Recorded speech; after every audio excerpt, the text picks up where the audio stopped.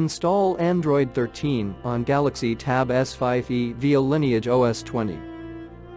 Please check the description for important notes and all the download links. First, download ROM and GApps packages, then transfer the downloaded files to the phone storage. Link is in the description below. Step 2. Boot your device into TWRP recovery. Once in TWRP, click on Wipe, Advanced Wipe, and select the check boxes, as shown in the image, excluding internal storage. Step 4.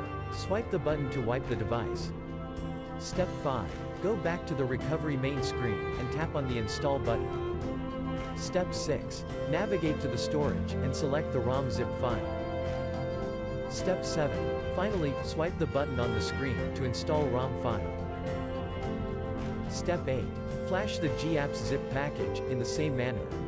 Step 9.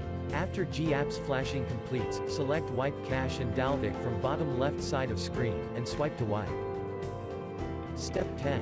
When the flashing process is complete, hit Reboot System. That's it, you have successfully installed the ROM on your device.